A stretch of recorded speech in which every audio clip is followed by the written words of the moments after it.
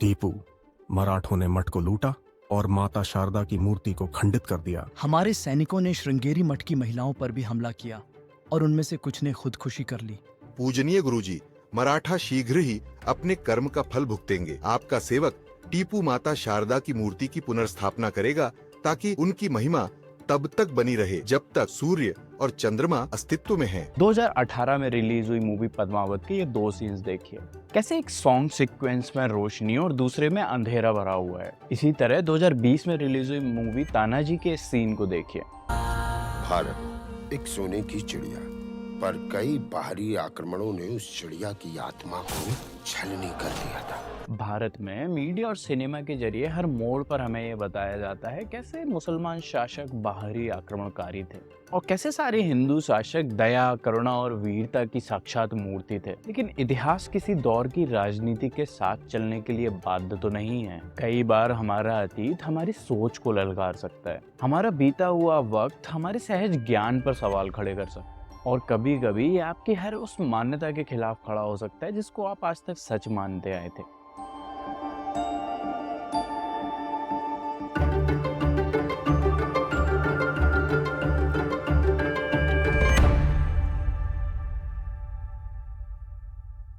ये तस्वीर 70 साल के औरंगजेब आलमगीर को दक्कन की आखिरी आजाद ताकत पर हमला करते हुए दिखाती है। साल था 1687 और औरंगजेब को अपनी सेना के साथ कुतुब शाहों के गोलकोंडा शहर के बाहर डेरा डाले हुए दिखाया गया है। 88 वर्ष के औरंगजेब की जब मौत हुई तो वो अपने पीछे एक अजीबोगरीब संकट छोड़ गया। उसके बेटे जो तकरीबन 50-60 साल की उम्र के हो चुके थे, इतने बड़े साम्राज्य को बनाए रखने के लिए सक्षम नहीं थे। एक समय का गौरवशाली मुगल राजवंश अब अपनी मृत्युशैया पर था। लेकिन जहां एक सल्तनत का पतन होता है वहीं दूसरी उभरती है। जब मुगलों का सूरज डूब रहा था तो उसकी राख से 4 नई ताकतें उभरी जो हिंदुस्तान पर अपना दावा करने लगी। पूरब के तटों पे बंगाल और मद्रास जैसी जगहों से अंग्रेजों ने अपना साम्राज्य बढ़ाना शुरू कर दिया। हैदराबाद में एक समय पर मुगलों के गवर्नर रहे निजाम ने खुद को आजाद घोषित कर दिया। महाराष्ट्र से निकलकर जाबाज मराठा अपना दायरा बढ़ाते चले गए और नीचे दक्षिण में मैसूर से हैदर अली और टीपू सुल्तान ने अपना साम्राज्य स्थापित कर लिया।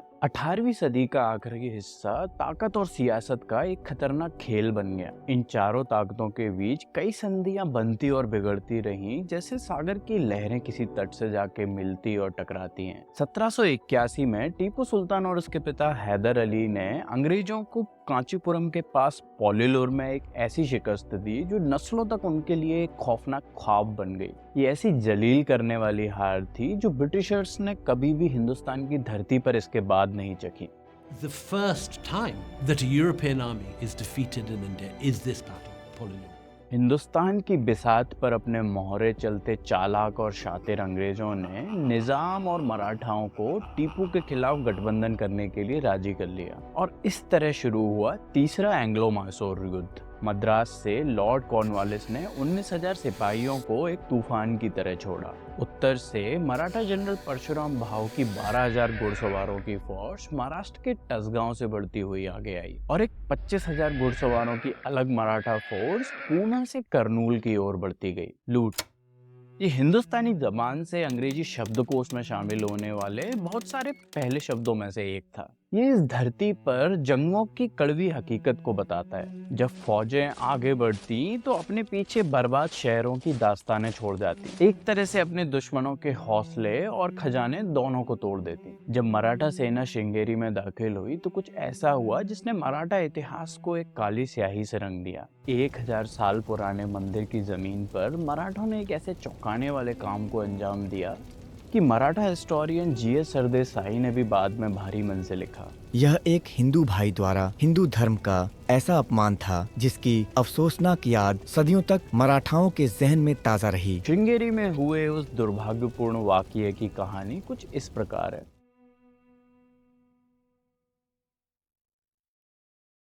आगे बढ़ने से पहले आइए एक बार वापस चलते हैं 8वीं शताब्दी के भारत में। वो दौर जब बुद्धिज्म और जैनिज्म अपने चरम पर थे और हिंदू अध्यात्म की नींव को चुनौती दे रहे थे। इस बौद्धिक युद्ध के मैदान में कदम रखा जगतगुरु आदि शंकराचार्य ने, जिन्होंने अद्वैत वेदांत के दर्शन को जगह जगह पहुंचाया। अद्वैतवाद का सिद्धांत, जिसके अनुसार जीवात्मा और परब्रह्म एक ही हैं, लेकिन सिर्फ विचारों से आध्यात्म हमेशा आगे नहीं बढ़ता, कुछ चीजों के लिए कर्म की भी आवश्यकता होती है। इसलिए शंकराचार्य ने केवल बौद्धिक बहस नहीं की, उन्होंने यात्राएं की, उन्होंने पहाड़ों को लांघा, घने जंगलों से गुजरे और नदियों और मैदानों को भी पार किया। इस धरती के 4 पवित्र कोनों पर 4 मठों की स्थापना करके उन्होंने अपनी विरासत के बीज बोए। हिमालय में बद्रीनाथ, गुजरात के पश्चिमी रेगिस्तान में द्वारका, ओडिशा के पूर्वी तट पर जगन्नाथपुरी और कर्नाटक के सह्याद्री पहाड़ों के भीतर तुंगा नदी के किनारे बसा हुआ श्रृंगेरी।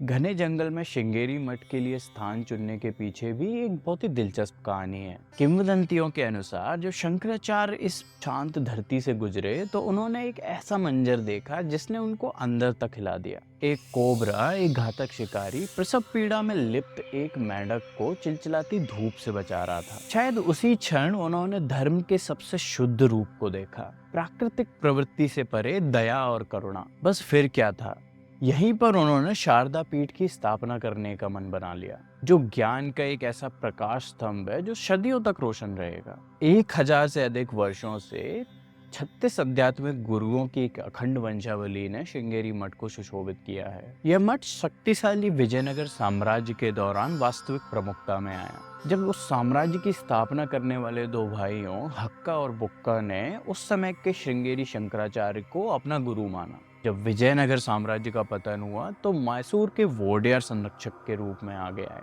लेकिन यहाँ एक ऐसा सच है जो हमारी आधुनिक मान्यताओं को चुनौती देता है। जब मुस्लिम शासक हैदर अली और टीपू सुल्तान ने मैसूर की गद्दी संभाली तो उन्होंने इस प्राचीन परंपरा को नहीं तोड़ा, बल्कि उन्होंने हिंदू राजाओं की तरह ही मंदिरों को और भी अधिक संरक्षण प्रदान किया। हो सकता है आप ये सोच रहे हो कि ये सब हम कैसे जानते हैं। असल में ऐसा है कि श्रृंगेरी का इतिहास सिर्फ बोला ही नहीं गया, ये लिखा भी गया। कड़ाता नाम से जाने जाने वाले कपड़े से नाजुक पांडुलिपियों पर, जो विजयनगर साम्राज्य के युग तक जाते हैं। दशकों पहले श्रृंगेरी में सैकड़ों ऐसे कड़ाता स्क्रोल्स खोजे गए जिन्हें सावधानी पूर्वक संरक्षित किया गया, जिससे उन सारी घटनाओं की श्रृंखला का पता चलता है जिसने इस पवित्र संस्था को आकार दिया। लेकिन फिर आया साल 1791। टीपू सुल्तान के इलाके में दाखिल हुई मराठा फौज ने श्रृंगेरी की धरती पर कदम रखा, और जो उसके बाद हुआ उसने मानो इतिहास को ही हिलाकर रख दिया।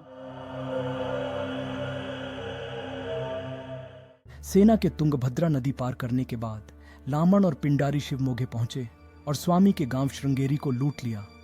स्वामी का दंडा कमंडल भी लूट लिया गया, कुछ भी नहीं बचा। यहाँ तक कि महिलाओं पर हमला किया गया और उनके साथ बलात्कार किया गया, और उनमें से कुछ ने खुदकुशी कर ली।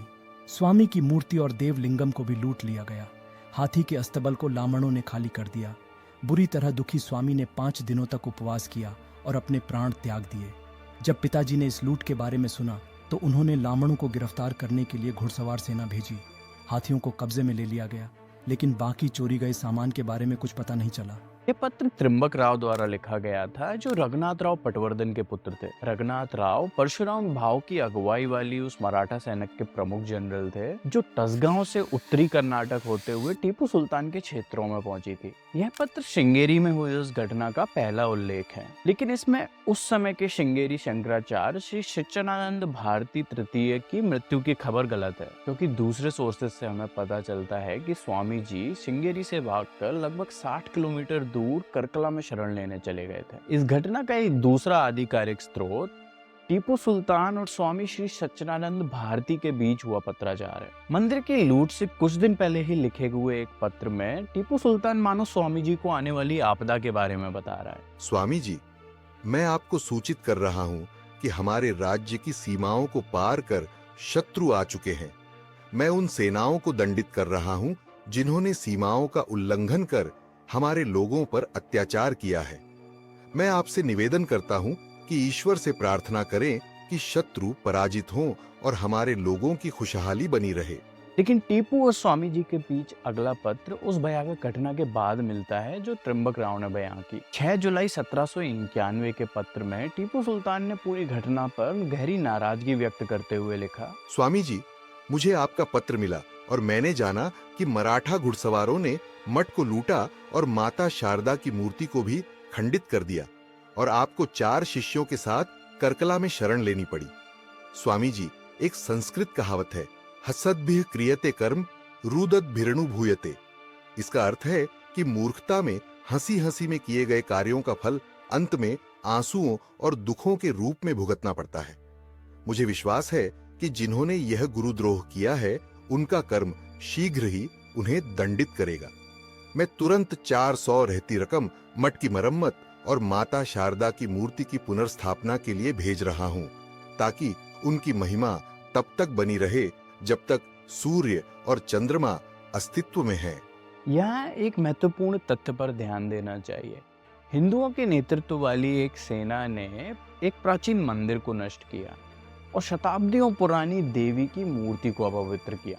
इसके बाद मठ के स्वामी ने एक मुस्लिम सुल्तान से सबसे पहले सहायता मांगी। लेकिन ये कहानी इतनी सीधी नहीं है। त्रिंबक राव के पत्र के अनुसार सेना के पिंडारी और लामणों ने लूटपाट मचाई थी। लेकिन ये पिंडारी थे कौन? ये नियमित सैनिक नहीं थे, बल्कि मुगलों, मराठों और यहाँ तक कि टीपू सुल्तान के फौज के साथ चलने वाले एक अलग तरह के गुट हुआ करते थे। इन्हें फौजियों की तरह तनख्वाह नहीं मिलती थी और इसलिए ये दुश्मन के इलाके से लूटपाट करके गुजारा करते थे। इनके सरदार ज्यादातर मुस्लिम होते थे, लेकिन इनके गुटों में हिंदू भी बड़ी तादाद में शामिल होते थे। आप मानेंगे नहीं कि श्रृंगेरी मंदिर से लूटे गए सामान का मूल्य लगभग 60 लाख रुपए था उस जमाने में, जो आज के हिसाब से तकरीबन 780 करोड़ रुपए के बराबर है। 18 जुलाई 1791 को टीपू ने स्वामी जी को एक और खत लिखा। स्वामी जी, मैंने बदनौर के आसफ को आदेश दिया है कि वह आपको एक पालकी प्रदान करे। कृपया उनके द्वारा भेजे गए उपहार, अनाज और नकद राशि स्वीकार करें, ताकि माता शारदा की मूर्ति की पुनर्स्थापना हो सके। मैं आपसे प्रार्थना करता हूं कि आप शत्रुओं के संपूर्ण विनाश और मैसूर राज्य वो उसके लोगों की भलाई के लिए तपस्या करें।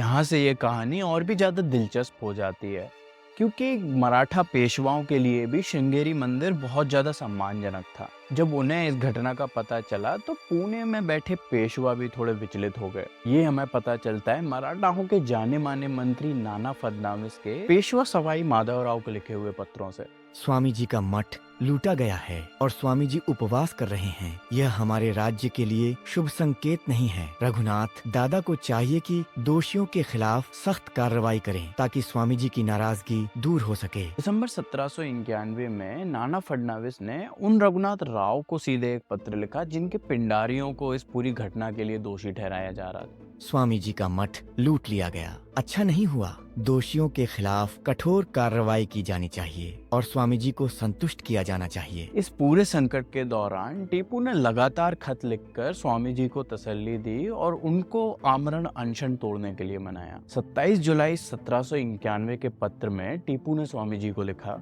स्वामी जी, मैंने आपके द्वारा भेजा गया प्रसाद और फल प्राप्त किया।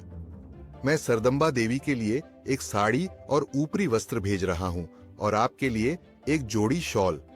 कृपया इसे स्वीकार करें। पिंडारियों ने मंदिर का हाथी भी लूट लिया था, इसलिए अगले ही लेटर में टीपू ने लिखा, आदरणीय गुरुजी, मुझे सूचना मिली है कि मराठों ने माता शारदांबा का हाथी भी लूट लिया, इसलिए मैं सल्लागेशा नामक एक हाथी भेज रहा हूँ। कृपया इसे स्वीकार करें। जो लोग पुरुषों, महिलाओं और ब्राह्मणों के साथ विश्वासघात कर रहे हैं, वे निश्चित ही गुरु के श्राप का शिकार होंगे। इस बीच रघुनाथ राव पटवर्धन ने लूट की पूरी जिम्मेदारी लेने से इनकार कर दिया। दिसंबर के करीब पेशवा को लिखे हुए एक पत्र में उन्होंने कहा, केवल हमारे लोगों ने ही मठ को नहीं लूटा, 4 अन्य सरदारों के पिंडारी भी वहां गए थे। हमें नहीं पता कि स्वामी जी केवल हमारा नाम क्यों ले रहे हैं। जहां रघुनाथ राव ने जिम्मेदारी लेने से इनकार कर दिया, पुणे से पेशवा सवाई माधवराव के दूसरे खतों से हमें पता चलता है कि परशुराम भाव, जो हमलावर मराठा फौज के एक और जनरल थे, इस वाकये से शर्मिंदा थे और जरूरत पड़ने पर किसी तरीके से इसका सुधार करने के लिए तैयार थे। दिलचस्प बात यह है कि टीपू सुल्तान भी मराठाओं के इस पूरे पत्राचार से पूरी तरह वाकिफ थे। नवंबर 1791 के एक खत में वो स्वामी जी को परशुराम भाव से सीधे 60 लाख रुपए का मुआवजा मांगने के लिए प्रेरित करते हैं। लेकिन सारे पत्राचार के बावजूद हमें कोई ऐसा अंतिम सबूत नहीं मिलता जो ये बताता हो कि मराठाओं ने मंदिर के लिए कुछ भुगतान किया था। लेकिन दोस्तों, इस कहानी का मकसद किसी कम्युनिटी पे इल्जाम लगाना नहीं है, बल्कि ये बताना है कि इतिहास बहुत परतदार और पेचीदा होता है। अक्सर हम ऐतिहासिक व्यक्तियों का मानवीय पक्ष भूल जाते हैं। मैं आपसे गुजारिश करता हूँ कि उन इतिहासकारों को पढ़ें जिन्होंने इन व्यक्तित्वों का सालों तक अध्ययन किया है।